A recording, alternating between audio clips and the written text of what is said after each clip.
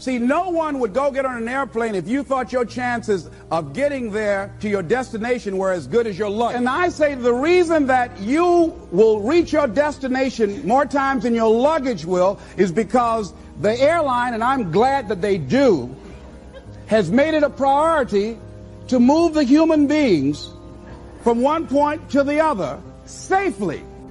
So I'm not really upset when my luggage doesn't show up. I'm glad they delivered me, because they've made me a priority. See, they have made delivering you to your destination important.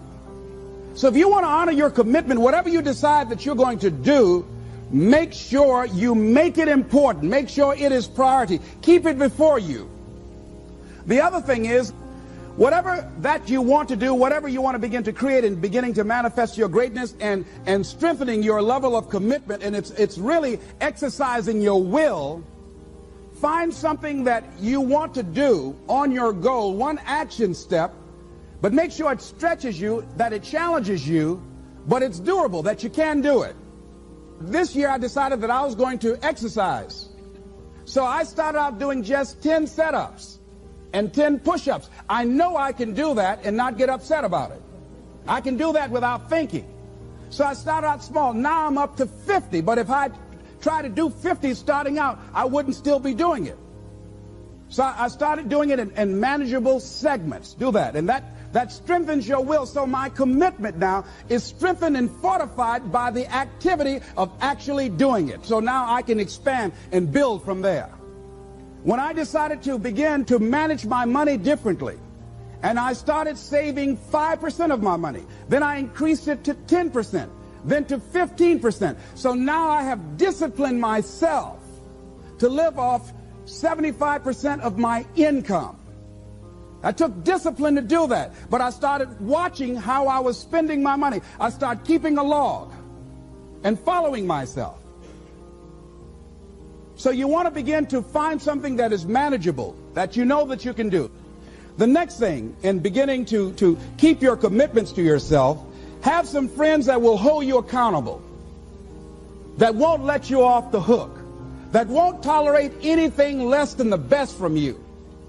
People that will support you in this new way of being, in this new state of consciousness. The other thing is that important is have a contingency plan. See, many times when you make a commitment to do something, there are some other variables that will happen that you can't control or you perhaps did not think about. So you want to have some other plans going on. You want to become creative.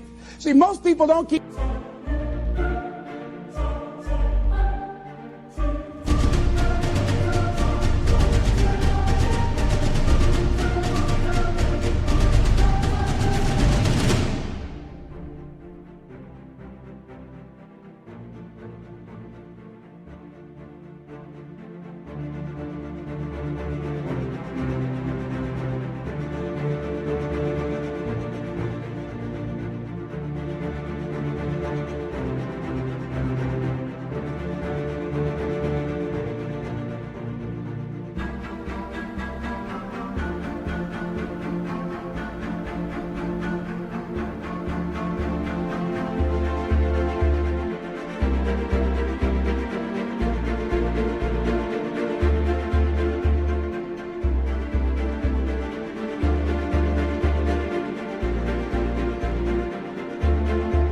their commitments, because when something goes wrong, they just stop. They don't have a contingency plan. So they don't know what to do next. Start being creative. If you challenge yourself, many times we say, I don't know what to do. And I always ask myself, but if you did know what to do, Les, what will it be? That activates another part of my mind. I start thinking about the possibilities and just experimenting. But many of us just stop dead in our tracks. I don't know what to do. You do know what to do. You've got genius in you. Challenge yourself, push yourself, make yourself come up with something. Use your imagination. And what you will find is that you know more than you realize that you know. That you're more creative and more resourceful than you realize that you are. And as you do that, the more you do it, the easier it will become. At first, it's going to be a struggle. And after you get into a certain level of consciousness, you will ask yourself, how is it that I didn't see this before? At the level that I'm managing my business now, they say consciousness is what we are. I literally look at myself and say,